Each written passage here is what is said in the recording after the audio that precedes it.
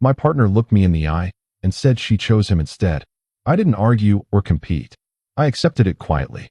What happened over the following weeks changed how both of us viewed that choice. I choose him. 3 words that shattered everything I thought I knew about the past 6 years. I stood there in our apartment, watching her face as she said it. No tears. No apology. Just absolute certainty. The kind of certainty that makes your stomach drop because you know there's no coming back from it. Hey viewers, before we move on to the video, please make sure to subscribe to the channel and hit the like button if you want to see more stories like this. I'm 32. She's 29. We've been together since she was 23, living together for 4 years. This wasn't supposed to be how it ended. But here we were. And the man she chose? Her coworker. Someone she swore was just a friend 2 months ago when I asked about all the late nights at the office. I didn't yell. I didn't beg. I just nodded slowly and said, okay. Her eyes widened slightly, like she expected me to fight for her, to argue, to compete with him for her affection. That's it, she asked, her voice cracking just a little. You're not going to say anything else? I looked at her for a long moment. The woman I'd planned a future with. The woman I'd supported through grad school while working 2 jobs. The woman who used to look at me like I was her whole world. What do you want me to say? I asked quietly. You've made your choice. I'm not going to beg you to choose differently. She blinked. I thought you'd at least try to change my mind. I felt something cold settle in my chest. If you need me to convince you to stay, then you've already left. The silence that followed was deafening. She grabbed her phone off the coffee table. I'm going to stay at his place tonight. I'll come back tomorrow to get some things. Take your time, I said. And just like that, she walked out. The apartment felt enormous without her. I sat on the couch we'd picked out together and stared at the wall. My phone buzzed 20 minutes later. A text from my older brother. You good? Haven't heard from you in a while. I typed back. She left me for someone else. 3 dots appeared immediately. Then my phone rang. What happened? He asked when I answered. I told him everything. The late nights at work. The distance that had grown between us. The way she'd stopped looking at me the same way. And finally, tonight's confession. So what are you going to do? He asked. Nothing, I said. She made her choice. You're just going to let her go without a fight? What fight is there? I asked. She doesn't want to be here. Forcing her to stay would just be prolonging the inevitable. He was quiet for a moment. That's surprisingly mature of you. I laughed bitterly. Or maybe I'm just tired. We talked for another hour before hanging up. I didn't sleep that night. Just lay in bed staring at the ceiling, replaying every moment of the past few months. Trying to figure out when exactly I lost her. She came back the next afternoon while I was at work. I knew because half her closet was empty when I got home. Her skincare products were gone from the bathroom. The framed photo of us from our trip to Colorado was missing from the bookshelf. But she'd left the key on the kitchen counter. No note. Just the key. I picked it up and put it in the junk drawer.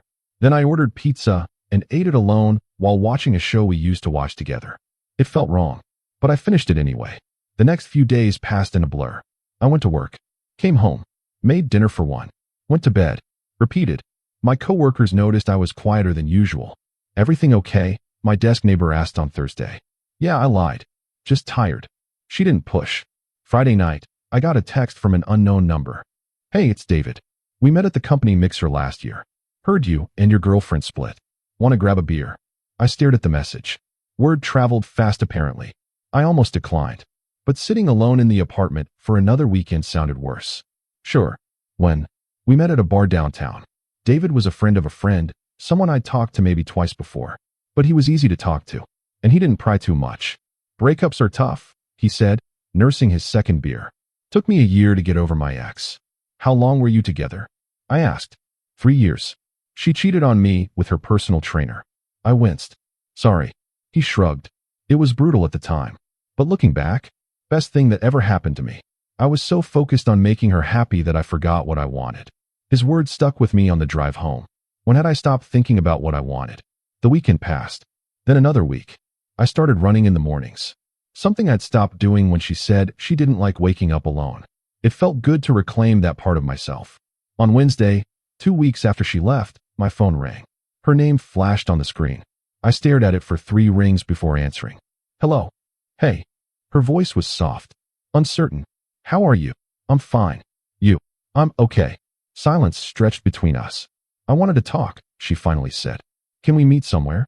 Every instinct told me to say no. But curiosity won. When? Tomorrow? After work? Where? That coffee shop near the park? The one where we had our first date. Of course. Okay. 6 o'clock. Thank you, she said quietly. I hung up without saying goodbye. The next day crawled by. I couldn't focus at work. Kept checking the clock, wondering what she wanted to say. Part of me hoped she'd realized she made a mistake. Another part of me knew that even if she had, things could never go back to how they were. I got to the coffee shop 10 minutes early, ordered a black coffee, and sat at a table by the window. She arrived exactly at 6, wearing the blue sweater I'd bought her for her birthday last year. She sat down across from me, hands wrapped around her own coffee cup. Thanks for coming, she said. You said you wanted to talk. She nodded, looking down at her drink. I wanted to see how you're doing. I'm managing. That's good. More silence. Is that all? I asked. She looked up, and I saw something in her eyes I couldn't quite read. Things with him, they're different than I expected. I felt a flicker of something dark in my chest. Different how? She bit her lip. I thought it would be exciting. New. Everything I felt was missing with us.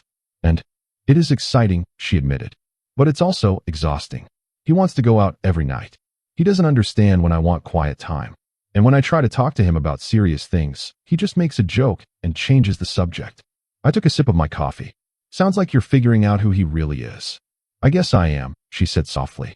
She reached across the table like she was going to touch my hand, but stopped halfway. Do you miss me? The question hung in the air. I thought about lying, about saying yes to make her feel better. But I'd spent 6 years prioritizing her feelings over honesty. Sometimes, I said, but mostly I miss who I thought you were. She flinched. That's fair. Why did you really want to meet? I asked. She was quiet for a long moment. I guess I wanted to know if there was any chance we could try again. Eventually. There it was. The thing I'd been half expecting. You want to keep me as a backup, I said flatly. No, that's not. You want to see how things go with him, but keep the door open with me just in case it doesn't work out. Her face went pale. I just thought. We had something special. We did, I agreed. Past tense. You ended that when you chose him. People make mistakes, she said, her voice rising slightly. I'm trying to be honest with you. And I'm being honest with you, I replied. I'm not interested in being your safety net. Tears welled up in her eyes. So that's it. 6 years means nothing. 6 years means everything, I said. That's why I'm not going to disrespect what we had by letting you come back when it's convenient for you. I stood up. I hope things work out with him. I really do. But even if they don't, we're done. I left before she could respond. My hands shook as I drove home. Part of me wanted to turn around, to tell her I didn't mean it, to take her back despite everything. But I kept driving, because I knew that if I went back, I'd lose whatever self-respect I had left. The next few weeks were harder. Now that I'd seen her, all the memories came flooding back. The good times, the inside jokes, the way she used to fall asleep with her head on my chest. I threw myself into work, started taking on extra projects, stayed late at the office. My boss noticed.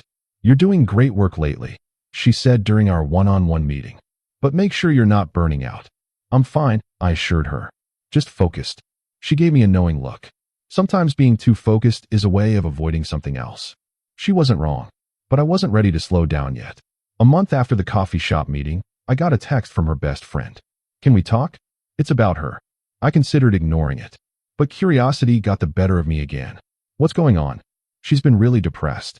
She won't talk to me about it, but I know it has to do with you guys. We're broken up. She's with someone else now. I know, but she's not happy. I think she realizes she made a mistake. That's not my problem anymore. The 3 dots appeared and disappeared several times. You really don't care at all? I thought about how to answer that. I care about her well-being, I typed, but I'm not responsible for her happiness. She made her choice. No response came. 2 weeks later, I ran into them at a restaurant. I was there with some coworkers for a birthday dinner. They were sitting at a table across the room. She saw me first. Her eyes went wide. He followed her gaze and saw me too. Then he put his arm around her shoulders and pulled her close, marking his territory. I looked away and focused on my conversation. Later, on my way to the bathroom, she intercepted me in the hallway. Hey, she said. Hey, how have you been? Good. You? I'm okay. We stood there awkwardly. He seems nice, I lied. She glanced back toward their table. He has his moments. That's good. I've been thinking about what you said, she blurted out. At the coffee shop. Okay. You were right. About the backup thing. That's exactly what I was doing, and it wasn't fair to you. I nodded slowly. I appreciate you saying that. I just want you to know that I never meant to hurt you. I was confused and scared, and I made a terrible decision. I know, I said. But that doesn't change anything. Her eyes filled with tears. I really messed this up, didn't I? Yeah, I said gently. You did. Is there any way? No, I cut her off. There isn't. She wiped her eyes. You look good. Happy. I'm getting there. That's good. You deserve to be happy. So do you, I said. And I meant it. Even after everything, I didn't wish her pain. I just wished she'd figured herself out before destroying what we had. She went back to her table. I went to the bathroom. When I came back, they were gone. 3 months after the breakup, I went on my first date. A friend had set me up with her coworker. We met for drinks. She was funny and smart and easy to talk to. I didn't feel any grand passion, but I felt comfortable, like I could be myself without performing or managing someone else's emotions. We went on a second date, then a third. Nothing serious yet, but it was nice to remember what it felt like to get to know someone new, someone who chose me first. Around the same time, I heard through the grapevine that she and her coworker had broken up. Apparently, he'd started seeing someone else. The irony wasn't lost on me. Part of me expected her to reach out, to try one more time, but she didn't, and I was grateful for that, because it meant she'd finally accepted what I'd known from the moment she said those 3 words. Some choices are permanent, not because they have to be, but because the person you were before making them no longer exists. I was different now, stronger, more clear about what I wanted and what I wouldn't accept. And what I wanted wasn't someone who saw me as a choice. I wanted someone who saw me as the only choice. Someone who didn't need to explore other options to appreciate what we had. 6 months after the breakup, I was at the gym when I saw her car pull into the parking lot of the coffee shop across the street. She got out alone, walked inside, sat at the same table where we'd met that day. I watched her for a moment through the window. She looked smaller somehow, tired. She pulled out her phone and stared at it, then put it down, then picked it up again. I realized she was probably looking at our old messages, the same way I had in the early days. For a split second, I considered going over there, asking if she was okay, maybe offering friendship if nothing else. But then I remembered something my brother had said weeks after the breakup. Sometimes the kindest thing you can do for someone is let them face the consequences of their choices. I got in my car and drove home. That night, I deleted her number from my phone, not out of anger, but out of acceptance. The person I'd loved was gone, and the person I was becoming didn't need to hold on to that anymore. 2 weeks later, I got a letter in the mail. Her handwriting on the envelope. I almost threw it away without reading it, but something made me open it. Inside was a single page. I know you probably don't want to hear from me. I respect that. I just needed to write this down, even if you never read it. You were right about everything. I was scared of how comfortable we'd become. I mistook stability for stagnation. I thought excitement meant love. I know now that I destroyed the best thing in my life because I didn't appreciate it until it was gone. I'm not writing this to ask for another chance. I know I don't deserve one. I'm writing because you deserve to know that none of this was your fault. You loved me better than I loved myself. And instead of rising to meet that love, I ran from it.